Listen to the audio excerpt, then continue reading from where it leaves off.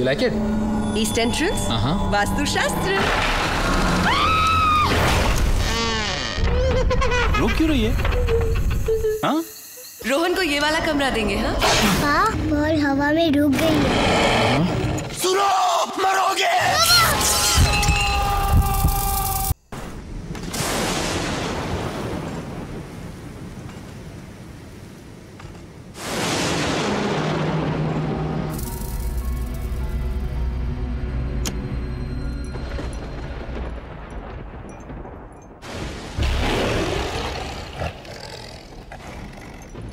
राम गोपाल वर्मा द्वारा निर्मित horror film वास्तुशास्त्र 22 अक्टूबर साल 2004 को रिलीज हुई थी। फिल्म का निर्देशन सौरभ नारंग ने किया था। फिल्म की कहानी, पटकथा और डायलॉग्स चारू दत्ता आचार्य द्वारा लिखा गया था। फिल्म की कहानी कुछ इस प्रकार से है। डॉक्टर झिलमिल राव पुणे के एक अस्पताल में काम करती है और अपने लेखक पति विराग, बेटे रोहन और बहन राधिका उर्फ रैट्स के साथ एक फ्लैट में रहती है। किसी वजह से डॉक्टर राव की परिवार ने पुणे से लगभग 12 किलोमीटर दूर सासवद नामक एक जगह पर एक विशाल बंगले में शिफ्ट होने का फैसला करते हैं। शांत और एकांत जगह सभी को पसंद आती है। विराग को अपना लेखन जारी रखने के लिए आवश्यक एकांत मिल जाता है, जबकि रोहन को पता चलता है कि उसके खेलने के लिए यहाँ पर्याप्त जगह है तो वो बहुत खुश हो जाता है। राधिका और झिलमिल अपने कॉलेज और अस्पताल के लिए कार से निकलते हैं और काम के बाद वापस लौट जाते हैं। बंगले में पहुंचने के कुछ दिनों बाद ही रोहन को कुछ अस्वाभाविक, हैरतअंगेज और अलौकिक घटनाओं का सामना करना पड़ता है। वो ये बात अपने पिता और माँ को बताता तो है, लेकिन डॉक्टर झिलमिल और विराग दोनों रोहन के इस अस्वाभाविक आरोपों को बच्चे की कल्पना कहकर हंसी मजाक में उड़ा देते हैं। इसके कुछ दिनों बाद रोहन एक दिन अचानक उसके बंगले के सामने एक परित्यक्त स्टोर रूम में अकेले ही घुस जाता है। काफ़ी देर तक उसके न मिलने पर चिंतित डॉक्टर झिलमिल उसे ढूंढते हुए स्टोर रूम में घुसते हैं। जब रोहन से पूछा जाता है कि वो इतने समय अकेले स्टोर रूम में क्या कर रहा था, तो इसके जवाब में रोहन कहता है वो यहाँ अकेला था ही नहीं, उसके साथ दो और दोस्त भी है। रोहन बताता है कि इस नई जगह पर मनीष और ज्योति नाम के उसके नए दो दोस्त बन गए हैं। वो सारा दिन उनके साथ ही खेलता है।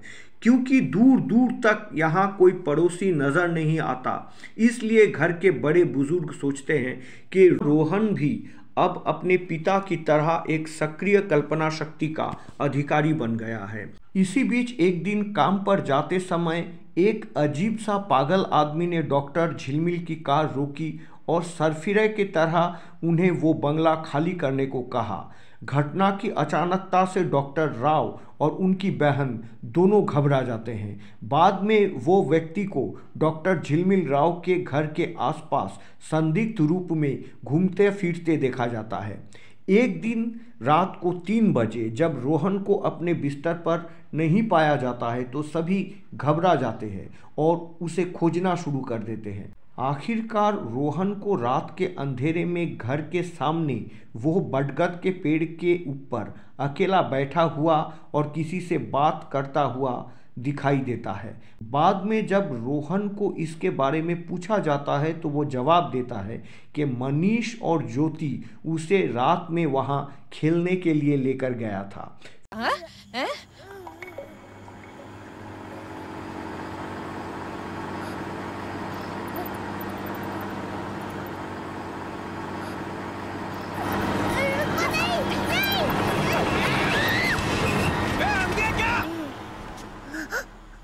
अगली बार सचमुच ढकेल दूंगी, चटनी बना दूंगी तेरी, समझा ना?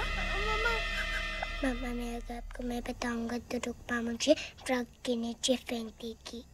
फिर रोहन की देखभाल के लिए रुकमा नाम के एक आया का अपॉइंटमेंट करने का फैसला किया जाता है। रोहन रुकमा पर उनके घर से चीज़ें चुराने का आरोप लगाता है, जिसे रुकमा दृढ़ता से नकारती है। रोहन ने बाद में ये भी आरोप लगाता है कि रुकमा ने घर पर सभी की अनुपस्थिति में उसे ट्रक के नीचे धकेलकर मारने की धमकी दी थी, लेकिन रुकमा ने इस बात पर भी इनकार जताता है।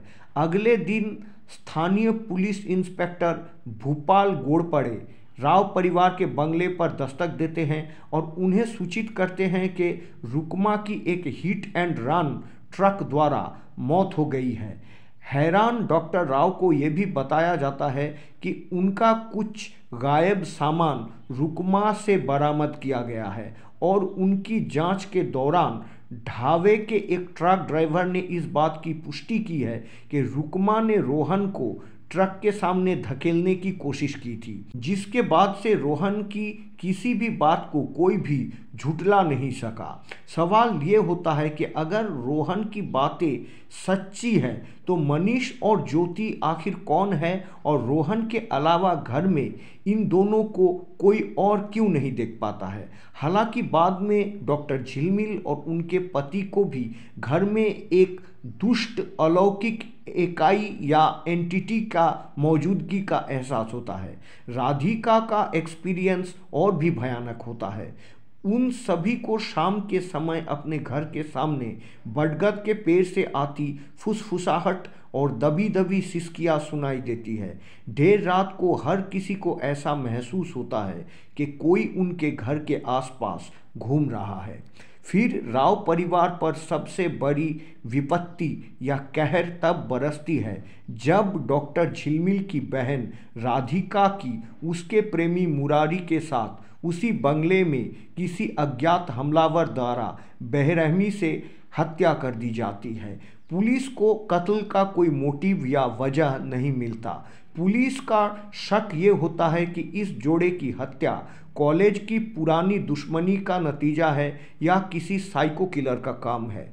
दूसरी ओर वो पागल सरफिरा आदमी फिर अस्पताल में डॉक्टर झिलमिल के सामने आता है और उनसे वो बंगला छोड़ने की मिन्नत करने लगता है। उस पागल के मुंह से मनीष और ज्योति और बरगद का पेड़ ये सारे शब्द सुनकर डॉक्टर झिलमिल उसे अपने पास बिठाकर अपने बंगले का इतिहास जानने का कोशिश करते हैं।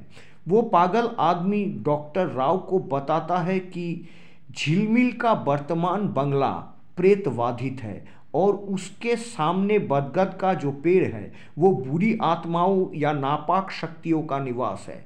पता चलता है कि ये बंगला डॉक्टर झिलमिल और विराग से पहले दिनेश दुबे नाम के एक स्कूल टीचर ने खरीदा था। उनकी एक पत्नी और एक बेटा और बेटी भी थी। दिनेश दुबे की पत्नी जादू टोना या डाकिनी विद्या में माहिर थी। एक दिन अचानक वो टीचर अपने पत्नी और बेटा बेटी के साथ घर के सामने वो रहस्यमय बरगद के पेड़ के नीचे मृत पाए जाते हैं। उन सभी के मौत के कारण अज्ञात था। तब डॉक्टर झिलमिल राव के सामने एक बात तो स्पष्ट हो जाता है कि उनके बंगले के सामने जो बरगद का पेड़ है उस पर कुछ बुरी आत्मा या नापाक शक्ति का वास है और हर वो व्यक्ति जो अपना जान गंवा चुका है या उस बुरी शक्ति का शिकार बन गया है वो खुद एक बुरी या नापाक शक्ति में बदल गया है। बदहवास हालत में डॉक्टर झिलमिल राव अपने घर लौटने के बाद उन्हें ये भी एहसास होता है कि इस समय उस घर में उनके अलावा कोई भी जीवित व्यक्ति मौजूद ही नहीं है। हर कोई मर चुका है। इस फिल्म को अकेले देखने से सभी के मन में कुछ डर तो पैदा हो ही जाएगा। कमज़ोर दिल वाले और अलौकिक या अस्वाभाविक चीज़ों पे विश्वास रखने वाले को ये फिल्म अकेले देखनी ही नहीं चाहिए, खासकर थिएटर हॉलों में। हालांकि अगर इस बात की स्पष्ट व्याख्या होती कि बरगद के पेड़ के भूतिया होने का अहम वजह क्या है और उस बरगद के पेड़ में ही आत्माओं का निवास क्यों होता है, तो फिल्म की कहानी को और पूर्णता मिलती या वो और कॉम्पैक्ट बन जाता। यकीनन वास्तुशास्त्र भारत के सबसे बेहतरीन और डरावनी हॉरर फिल्मों में से एक है। वास्तुशास्त्र 1980 की एक हॉलीवुड हॉरर फिल्म शाइनिंग का ऑफिशियल रीमेक थी। शुरुआत में इस फिल्म का टाइटल शांति कुटीर रखा गया था। 2 घंटे 6 मिनट के इस फिल्म में एक भी गाना नहीं है, लेकिन अमर मोहल्ली द्वारा कंपोज किया गया बैकग्राउंड म्यूजिक रोंगटे खड़ा कर देता है। रामसे ब्रदर्स की डरावनी फिल्मों की तरह उच्च स्वर वाली नहीं है, बल्कि दबी हुई और फुसफुसाहट वाली शैली जो दर्शकों को भयभीत करने में कामयाब रही। इस फिल्म की कास्टिंग में कई बदलाव हुए थे। सुष्मिता सेन द्वारा निभाया गया लेडी डॉक्टर झिलमिल की किरदार पहले लारा दत्त को ऑफर की गई थी। डॉक्टर झिलमिल राव के लेखक स्वामी की भूमिका साउथ के मशहूर एक्टर J.D. चक्रवर्ती ने निभाई थी, लेकिन इस रोल के लिए पहले अर्जुन रामपाल को चुना गया था। शुरुआत में ईशा देवल को डॉक्टर झिलमिल की बहन राधिका की भूमिका के लिए साइन किया गया था, जिसे बाद में पिया रॉय चौधरी ने अंजाम दिया। जहां राधिका के बॉयफ्रेंड के रूप में पूरब कोहली के पास कुछ खास करने के लिए नहीं था, वहीं रुकमा के किरदार में रसिका जोशी, पुलिस इंस्पेक्टर के रूप में सयाजी शिंदे और वो सरफिरा पागल आदमी के कैरेक्टर में राजपाल यादव के अदाकारी लाजवाब है। अगर आप अभी तक वास्तुशास्त्र नहीं देखे हैं तो होम थिएटर के साथ अपने टीवी को कनेक्ट करके YouTube लिंक से इसे ज़रूर देखिए, आपको डर लगेगा।